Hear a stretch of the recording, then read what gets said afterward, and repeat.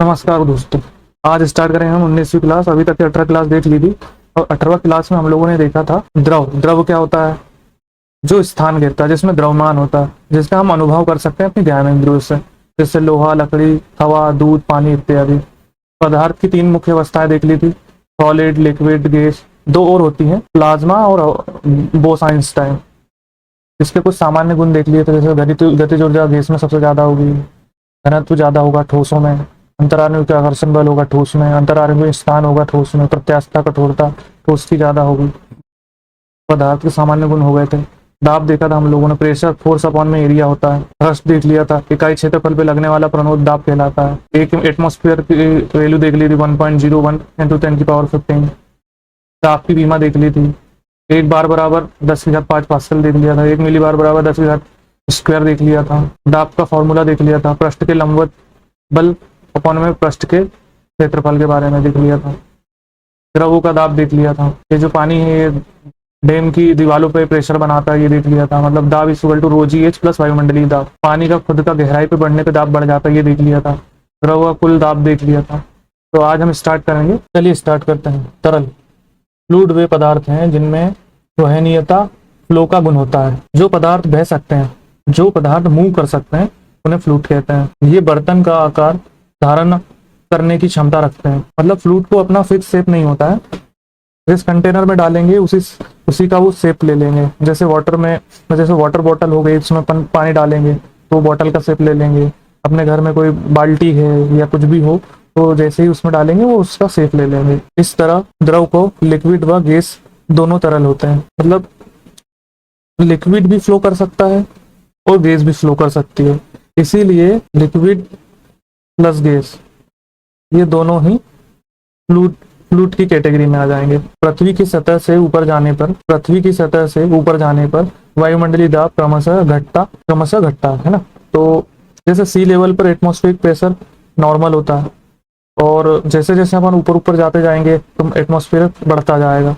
पहाड़ पे अपन जाते जाते हैं तो प्रेशर बढ़ते जाता है, जिसके कारण जैसे माउंटेन हो गया, हिल हो गया, एरोप्लेन हो गया, जैसे जैसे अपन हाइट में बढ़ते जाते जाएंगे एयर कम होती जाएगी। जैसे एयर कम होगी तो प्रेशर भी कम होता जाएगा, जिसके कारण क्वथनांक भी घट जाता है। मतलब क्वथनांक भी घट जाएगा लेकिन वाष्पीकरण की दर तेज हो जाती है। प्रेशर कम हो जाएगा तो प्रेशर कम हो जाएगा और लिक्विड जल्दी बॉयल होने लगेगा, है ना। पर बॉइलिंग पॉइंट कम हो जाएगा। बॉयल तो जल्दी हो जाएगा पर बॉइलिंग पॉइंट कम हो जाएगा और इवापोरेशन ज़्यादा फास्ट हो जाएगा। मतलब जल्दी जल्दी पानी उड़ने लगेगा और खाना अपना पक नहीं पाएगा। पहले किसी द्रव का क्वथनांक 100 डिग्री सेंटीग्रेड था। वायुमंडलीय दाब के कमी के बाद क्वथनांक 100 डिग्री से कम हो गया। मतलब अगर नॉर्मल प्रेशर पर पानी 100 डिग्री पर बॉयल होता था और अब प्रेशर कम हो गया तो अब पानी जो 100 डिग्री है ना, इससे पहले ही बॉयल होने लगेगा तो खाना पकने में समय लगेगा। जो पी का बॉइलिंग पॉइंट है वो प्रेशर के समानुपाती हो जाएगा, क्वथनांक। तो प्रेशर बढ़ेगा तो बॉइलिंग पॉइंट भी बढ़ेगा। जैसे जैसे प्रेशर बढ़ता जाएगा बॉइलिंग पॉइंट भी बढ़ता जाएगा। तो और जब प्रेशर घटेगा तो बॉइलिंग पॉइंट भी घटेगा। जैसे पहाड़ की चोटी शिमला में 100 डिग्री सेंटीग्रेड से कम पर पानी खोलेगा पर प्रेशर घटता जाएगा क्योंकि क्वथनांक भी घट रहा है, लेकिन वाष्पीकरण की दर तेजी से होती जाएगी। मतलब पहाड़ की चोटी जैसे कि शिमला है, उस पे 100 डिग्री सेंटीग्रेड पर पानी तो खोल रहा है, लेकिन माउंटेन प्रेशर है जो वो कम है, इसलिए पानी ना 100 डिग्री सेंटीग्रेड से पहले ही बॉयल हो जाएगा। पृथ्वी की सतह से ऊपर जाने पर दाब का मान घटता है। यही कारण है कि अब देखिए, जैसे जैसे हम पृथ्वी की सतह से ऊपर जाएंगे तो सही बात है, दाब का मान घटता जाएगा। सी लेवल पर हम लोग का जो सी लेवल है उस पे दाब प्रेशर एकदम नॉर्मल होता है और 100 डिग्री पर पानी इसलिए बॉयल हो जाता है क्योंकि सी लेवल पे हम लोगों का टेम्परेचर मतलब प्रेशर नॉर्मल होता है। और जैसे वायुयान में सफर करते समय फाउंटेन पेन की स्याही निकाल दी जाती है। अब क्यों निकाल दी जाती है? क्योंकि जैसे जैसे हम ऊपर जाते जाएंगे प्रेशर हम लोगों का कम होता जाएगा और जो पेन के अंदर में स्याही है उसका प्रेशर ज़्यादा हो जाएगा। अब जैसे ही उसका प्रेशर ज़्यादा होगा, जो उसमें भरी इंक है वो बाहर आने लगेगी तो वो कपड़े खराब कर सकती है। इसी वजह से अधिक ऊंचाई पर चढ़ने पर कभी कभी नाक से खून निकलने लगता। अब जैसे बॉडी का प्रेशर बढ़ेगा और जो आउटर प्रेशर मतलब जो आउटर प्रेशर है वो कम हो जाएगा, तो ये दोनों के बीच में क्या डिफरेंस आ जाएगा। अब इसी वजह से नोज ब्लीडिंग होने लगेगी, नाक में से खून निकलने लगेगा। पहाड़ पर खाना बनाना मुश्किल होता है, क्यों होता है? पहाड़ पर खाना बनाना मुश्किल इसीलिए होता है, पानी जल्दी बॉयल हो जाता है लेकिन टेम्परेचर जो होता है वो कम होता है, इसलिए कुकिंग स्लो हो जाती है। क्योंकि जो पानी है वो वाष्पीकरण होकर के वो उड़ जाएगा, तो उसमें पानी की कमी भी हो जाएगी और टेम्परेचर भी उसका कम ही है, तो खाना बॉयल होने में टाइम लगेगा। नेक्स्ट टॉपिक है आर्किमिडीज का सिद्धांत, आर्किमिडीज प्रिंसिपल। जब किसी वस्तु को द्रव में आंशिक या पूर्ण रूप से डुबोया जाता है, तो पहले तो आर्किमिडीज सिद्धांत क्या है ये देखें। मतलब जब कोई ऑब्जेक्ट किसी लिक्विड में डुबोया जाता है तो लिक्विड उस ऑब्जेक्ट पर ऊपर की तरफ फोर्स लगाता है। बस जब वो ऑब्जेक्ट ऊपर की तरफ फोर्स लगाएगा तो वो उसके वजन के बराबर जो भी का भार होगा उसको वो हटाएगा। और इसी कॉन्सेप्ट को आर्किमिडीज ने समझाया था, इसलिए इसे आर्किमिडीज का सिद्धांत कहते हैं। मतलब जब किसी वस्तु को द्रव में आंशिक या पूर्ण रूप से डुबाया जाता है तो मतलब ऑब्जेक्ट आधी डूबे या पूरी डूबे, या तो पानी में, तो कहीं समझाया है, चलो ठीक है देखते हैं। जैसे या तो फिर पानी में कोई ऑब्जेक्ट आधा डूबे या पानी में कोई ऑब्जेक्ट पूरा डूबे, ये दोनों कंडीशन में लिक्विड है ना जो वो ऑब्जेक्ट से इंटरेक्ट करेगा। ये दोनों कंडीशन में ऑब्जेक्ट पानी से इंटरेक्ट करेगा तो वस्तु पर विस्थापित द्रव के आयतन के बराबर एक बल कार्य करता है। मतलब ये जो ऑब्जेक्ट है ये जितना पानी को हटाएगा है ना, तो उसने जितना पानी हटाया, जो डिस्प्लेसमेंट हुआ है ना, इसके पानी के हटाने से जो डिस्प्लेसमेंट हुआ, अब क्या होगा, उसी डिस्प्लेसमेंट की वजह से ऑब्जेक्ट ऊपर की तरफ अपवर्ड फोर्स लगाएगा, है ना, जिसे उत्प्लावन या उत्क्षेप बल कहते हैं। मतलब जब अपवर्ड फोर्स लगाएगा तो दोनों को ही बेयॉन्सी फोर्स या अपथ्रस्ट बोलेंगे, इसको अपथ्रस्ट बोलेंगे और इसको बेयॉन्सी फोर्स बोलेंगे, जिसके कारण वस्तु पानी से हल्की प्रतीत होती है। मतलब जब कोई ऑब्जेक्ट पानी में जाता है, जैसे ये ऑब्जेक्ट पानी में गया तो लिक्विड ऊपर पुश करेगा, है ना, इसी कारण ऑब्जेक्ट का वेट कम महसूस होगा, इसका वेट कम महसूस होगा। और ये जो अपीयरेंट वेट, फिर इसी को अपीयरेंट वेट कहते हैं। जैसे बकेट से पानी निकालते समय अंदर चीज हल्की महसूस होती है, वही कॉन्सेप्ट। नोट, सर्वप्रथम यह सिद्धांत राजा के मुकुट के सोने की शुद्धता का पता लगाने में प्रयोग किया गया था। मतलब इस प्रिंसिपल का सबसे पहले यूज यह जानने में हुआ कि जो राजा है उसके मुकुट में सोने का गोल्ड है, मतलब जो प्योर गोल्ड है या नहीं है, इसकी शुद्धता जांचने के लिए किया था। सर्वप्रथम यूरेका शब्द का प्रयोग आर्किमिडीज ने किया था, जिसका अर्थ होता है हमने खोज लिया। यूरेका का मतलब होता है हमने खोज लिया। जब आर्किमिडीज को यह प्रिंसिपल समझ में आया तो खुशी में उन्होंने यूरेका कहा, जिसका मतलब होगा मैंने खोज लिया। जैसे लोहे की कील में पानी में डूब जाती है लेकिन लोहे की नाव पानी में तैरती रहती है। अब दोनों ही आयरन के बने हुए हैं, लोहे की कील भी और लोहे की नाव भी, है ना, फिर भी एक डूब रही है, एक सिंक कर रही है और दूसरी तैर रही है।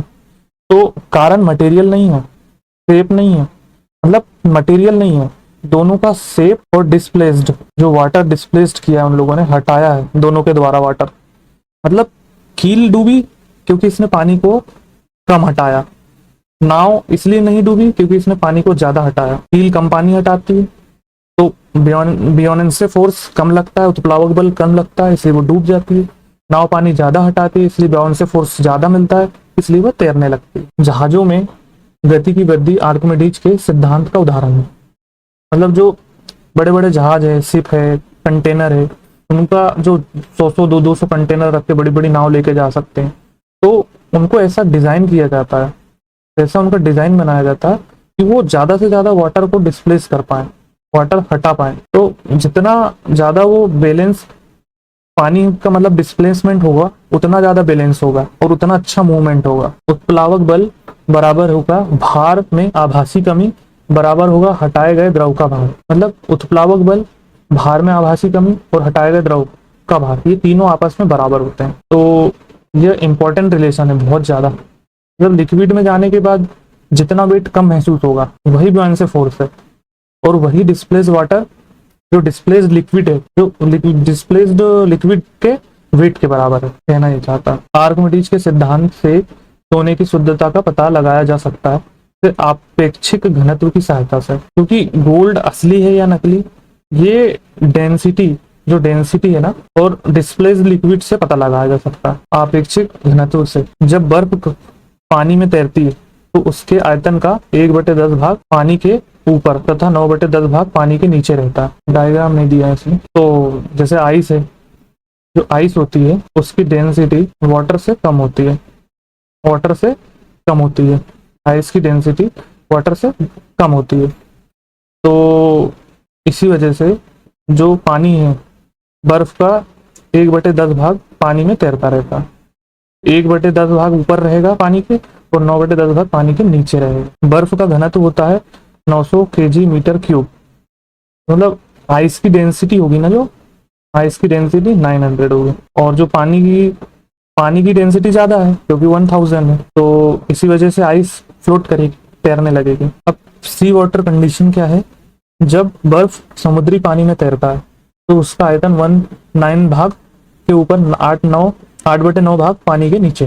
मतलब अब इसका मतलब क्या है, मतलब ये जो सी वाटर होता है ना, सी वाटर, इसकी जो डेंसिटी होती है ये इसकी नॉर्मल वाटर होता है ना, जो घरों में नॉर्मल वाटर, उससे कम होती है। मतलब ये नॉर्मल वाटर है, इसकी डेंसिटी कम होती है, और जो सी वाटर है उसकी डेंसिटी ज़्यादा होती है, इसलिए आइस ऊपर ही रहती है, इसलिए उसका 1/9 भाग पानी के ऊपर और 8/9 भाग पानी के नीचे रहता है। बहता हुआ हिमखंड ऊपर से ना पिघलकर नीचे से पिघलता है, क्योंकि नीचे के तल पर अधिक दाब के कारण नीचे की बर्फ का गलनांक कम हो जाता है। क्यों? क्योंकि जो बॉटम एरिया है, ये जो बॉटम एरिया है ना, इसका जो प्रेशर है ना वो ज़्यादा है, इसका प्रेशर ज़्यादा है, और जब प्रेशर बढ़ता है तो जो मेल्टिंग पॉइंट है वो ऑटोमेटिकली कम हो जाता है, इसीलिए नीचे का हिस्सा पहले मेल्ट होता है। ये क्या है, ये है भार बल, मतलब जो ऑब्जेक्ट है ना उसका ये एक्चुअल वेट है, एक्चुअल वेट है, एक्चुअल वेट है।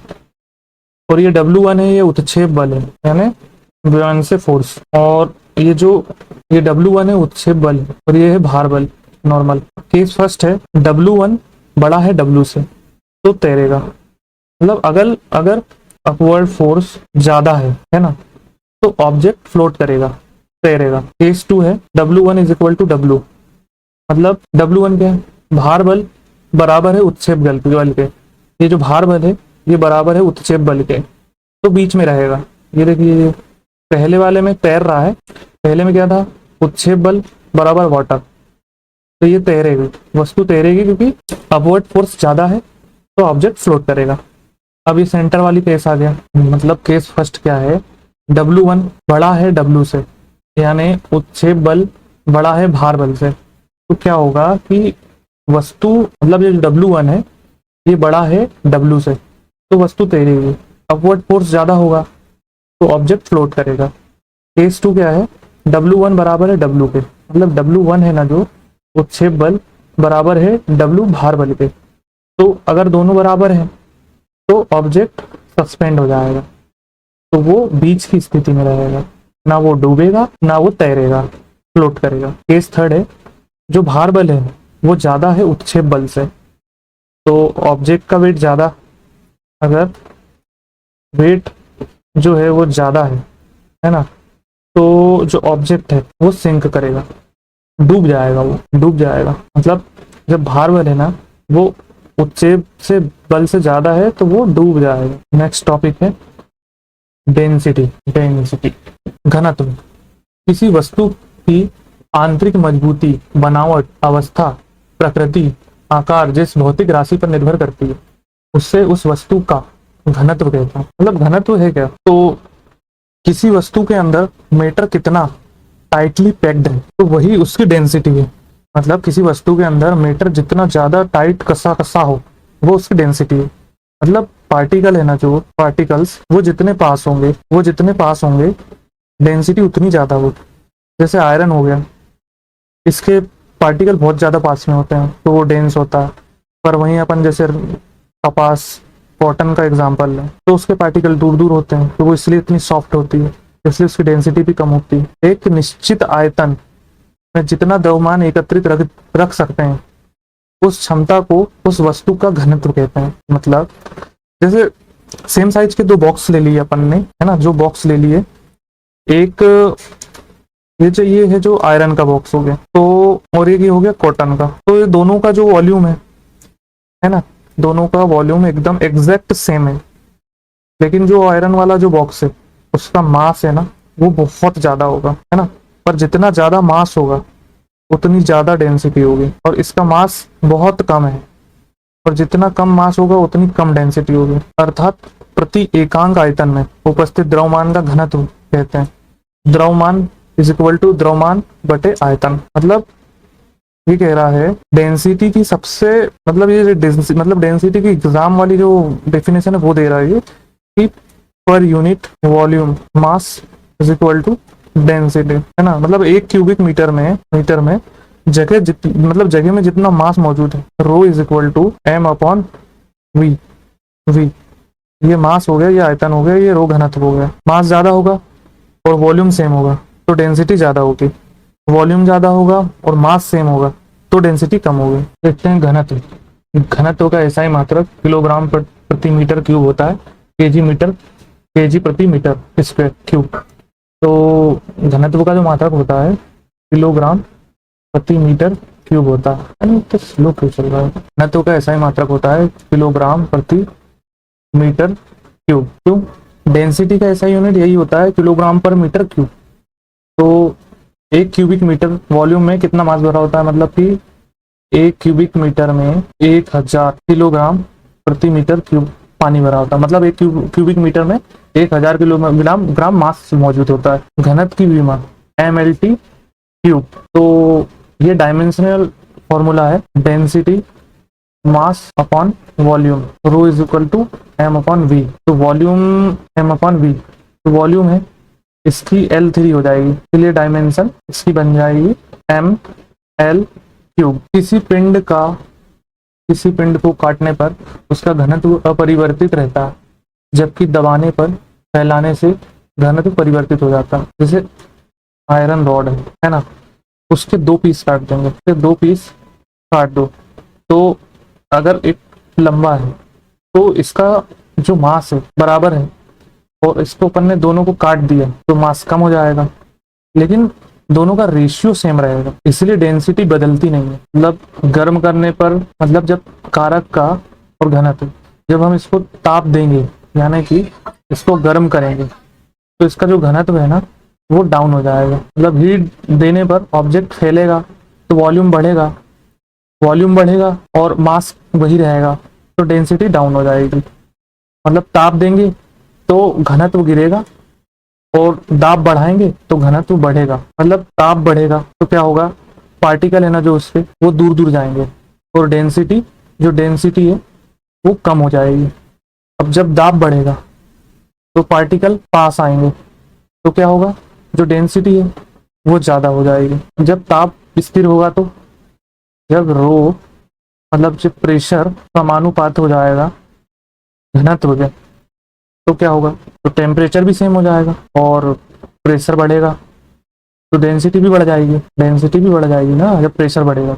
जब दाब स्थिर हो, अब T समानुपाती 1 बाय घनत्व का, तो क्या होगा, टेम्परेचर भी बढ़ेगा, डेंसिटी घटेगी लेकिन, और जब टेम्परेचर बढ़ेगा तो डेंसिटी इनवर्सली प्रोपोर्शनल हो जाएगी। क्यों? क्योंकि टेम्परेचर बढ़ रहा है तो डेंसिटी कम हो रही है, तो इनवर्सली प्रोपोर्शनल हो जाएगी। अब जैसे कि ये डेंसिटी ऑफ मेटल्स के बारे में 3 चीजें दी हुई है, वाटर, तो ये जैसे कॉर्क है ना, जैसे वाटर है उसमें कॉर्क डूबा हुआ है, तो क्या है, जो ज्यादा तैरेगा उसकी डेंसिटी कम होगी, है ना, क्योंकि उसका वेट कम है, और जब वेट कम है तो बॉयंसी फोर्स उसमें आसानी से संभाल लेगा, कम लगेगा, तो कॉर्क ऊपर तैरता रहेगा, तो मतलब उसकी डेंसिटी कम है।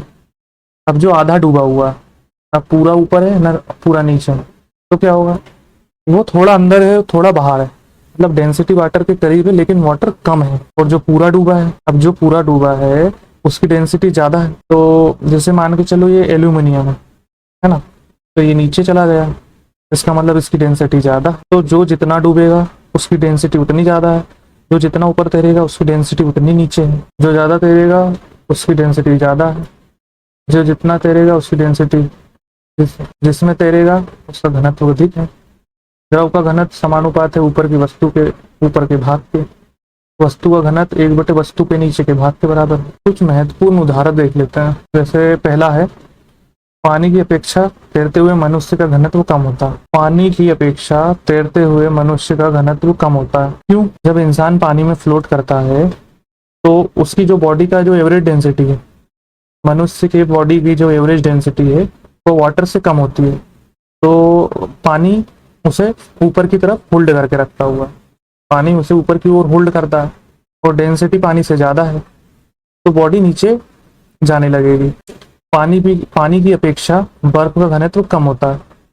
हाँ, आइस की डेंसिटी अभी देखी थी 900 केजी मीटर क्यूब थी और वाटर की कितनी थी 1000 केजी मीटर क्यूब। इसलिए आइस ऊपर के पानी के ऊपर फ्लोट करती है।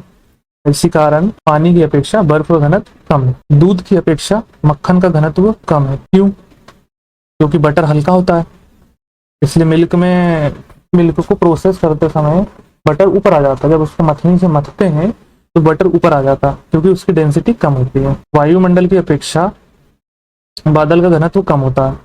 क्यों? जो क्लाउड है, जो बादल है, वो हवा में इसीलिए टिके हैं क्योंकि उनकी जो इफेक्टिव डेंसिटी है वो आसपास की एयर से कम है। वो इसलिए तुरंत नीचे नहीं गिरते, इसलिए वो हवा में लटके रहते हैं। जो लाइफ जैकेट है, लाइफ जैकेट का सिद्धांत है, यह व्यक्ति को तैरने की अवस्था यानी फ्लोटिंग स्टेट में रखने के लिए उसके आयतन में वृद्धि कर देती है।